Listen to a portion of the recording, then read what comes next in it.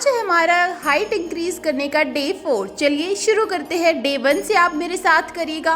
सबसे पहले एक्सरसाइज में हम ऊपर जाते हुए अपनी एड़ियों को उठाएंगे और हाथों को पीछे करेंगे, और जब नीचे आएंगे तो हम अपने हाथों को ऊपर करेंगे और अपने हिप्स को नीचे करेंगे। तो इस तरह से आपको इस एक्सरसाइज को कम से कम आपको 20 बार करना है।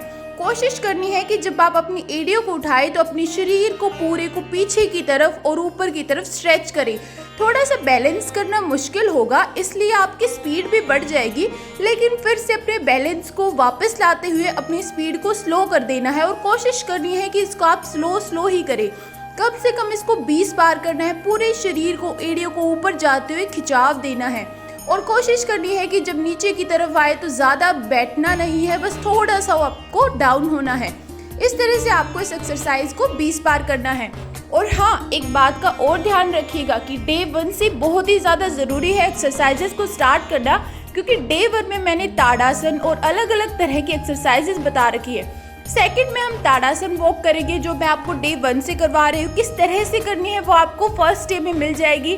यहाँ पर भी मैं बता देती हूँ कि स्लोली आपको चलना है, बिल्कुल भी फास्ट नहीं चलना है, और कोशिश करनी है कि आप अपने पूरे शरीर को ऊपर की तरफ खिंचाव दें, एड़ियाँ आपकी उठी हुई हो, और साथ में आप यहाँ पे जो है आपकी इनहेलेशन और एक्सहेलेशन नॉर्मल चले, कोई भी फास्ट नहीं हो। कम से कम आपको इसको 10 राउंड लगाने हैं। जितना ज़्यादा बड़ा एरिया होगा दोस्तों, उतना ही ज़्यादा आपका ताड़ासन वॉक होगी और उतना ही आपकी बॉडी स्ट्रेच होगी। तीसरे में आपको पर्वत आसन में आते हुए आगे की तरफ वॉक करनी है। इस तरह से आप जितना पीछे की तरफ जाएंगे आपके पैरों में उतना ज़्यादा स्ट्रेच आएगा, जितना आगे की तरफ जाएंगे उतना ज़्यादा आपके हाथों में, आपकी कमर में स्ट्रेच आएगा। धीरे धीरे करना है, कोई जल्दबाजी नहीं है। कम से कम इसको 5 से 10 बार करना है। जितना आगे जा सकते उतना आगे जाना है, और फिर पीछे आते हुए पैरों के साइड में हाथ रखने हैं। जब पीछे आते हैं पैरों के साइड में हाथ रखते हैं तो पैरों पे बहुत ही अच्छा खिंचाव आता है, बहुत ही अच्छा। तो यहाँ पे अब धीरे से अपने पैरों को यहाँ पे पैरों के पास फोल्ड हो जाइए और ऐसे ही रहिए 5 सेकंड के लिए। इसे पश्चिमोत्तान आसन कहते हैं, जो कि बहुत ज़्यादा ज़रूरी है अपनी हाइट इंक्रीज करने के लिए। अब हम पर्वत आसन करेंगे। अपने पैरों को, आपके पैर ज़मीन पर ही रहने चाहिए, और आपको कोशिश करनी है कि आपका सिर जो है ज़मीन पर लगे, लेकिन सिर लगता नहीं है ज़मीन पर, तो आप सिर्फ कोशिश कीजिएगा। फिर आगे की तरफ आ जाइएगा, फिर वापस पर्वत आसन में, फिर भुजंग आसन में, फिर पर्वत आसन में, फिर भुजंग आसन में।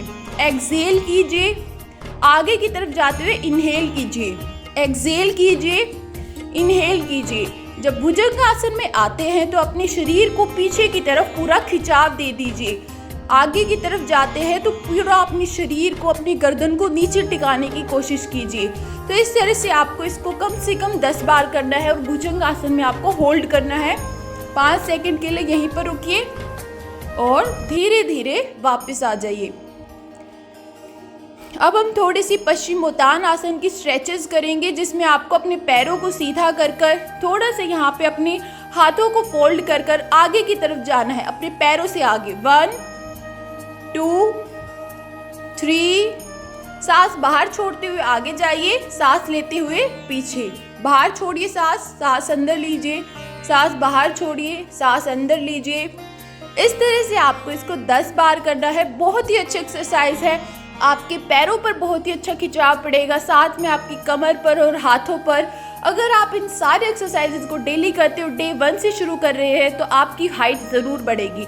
अब हम जानुसीरासन, या फिर इसे हम पश्चिमोत्तान कह सकते हैं, अगर आपके हाथ कोहनियाँ जो है ज़मीन पर पूरी लग जाती है। तो नमस्कार, आज के लिए इतना ही।